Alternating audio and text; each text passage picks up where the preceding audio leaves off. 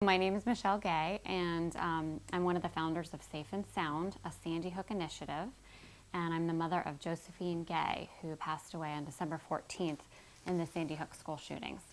She was autistic and apraxic, so she was nonverbal, but she was all personality and just loads of fun. Everybody loved being in her class, loved working with her.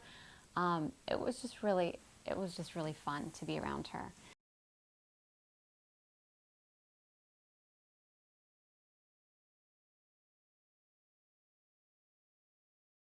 So that morning, I had let her sleep in a little bit, and I was just going to drive her in. So I canceled her bus, got the other two off, just gave her a little bit of extra time, and drove her in. And I had just gotten back to the house and was eating breakfast when the automated call came in that there had been a shooting and all the schools were in lockdown. I got a phone call from a friend, and she was concerned, and I said, you know what, I'm home. I'll just hop in the car, take a tour around town and see where the activity is. So I went out in my jammies and grabbed a pair of jeans and drove by the high school. Didn't see anything going on there. And on the way to the high school is the drive to the intermediate school. Nothing was going on there. And I just started noticing all of the responder vehicles. So I followed them, and they were leading me into Sandy Hook. So all the kids were gathering in the bays of the firehouse, and I didn't see her class, I didn't see her teachers, I didn't even see the principal. And so I just assumed the evacuation was still going on. But I gathered with the parents, and we waited and waited, and then and no one had any information for us.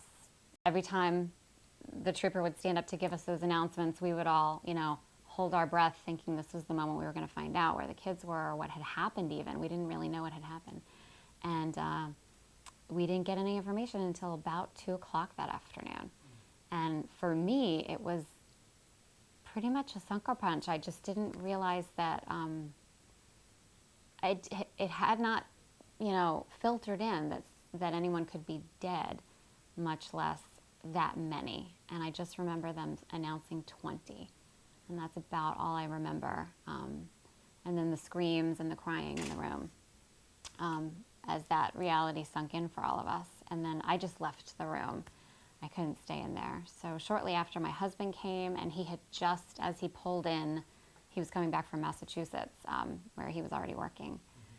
He heard the official word on the radio. So he knew at that moment that the reason I didn't have Josephine, the reason we were waiting so long, was because she was one of the 20.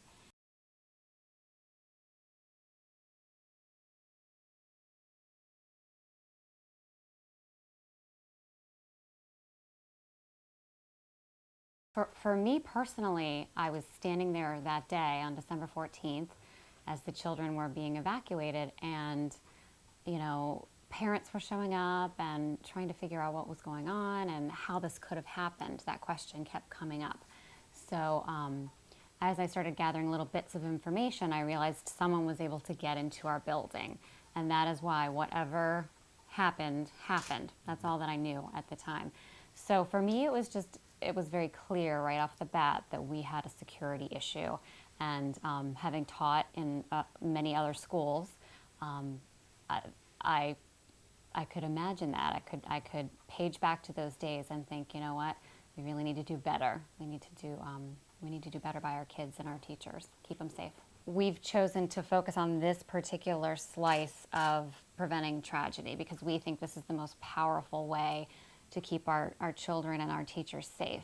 I don't know, I just feel like it's my responsibility. I can't not do this. And even if it's ugly or messy, I have to get this out. And there's plenty of time for me to cry in the car, in the bathroom, and that kind of a thing. And that's just the way that I grieve. But there's also therapy. Everyone in our family has therapy, and this is not anything that I think any family should ever try to go on their own. We have a team holding us together, for sure. But we also have been blessed with incredible support and love from strangers. Not just here in Massachusetts, but from other countries. I have boxes. One of the bays of my garage is just full of boxes of letters and prayers and gifts and blankets and carvings and just expressions of love that really give you the fuel to carry on. So, and that was really something I could never have imagined. I guess I was kind of cynical, and I just would not have thought that that many people would reach out to us and that many people would have been touched by what happened to our family and our daughter. But again, that was kind of part of the fuel. I thought, if this many people care about what happened to us, we can help them care about their own communities and become involved in keeping everyone safe in their own schools.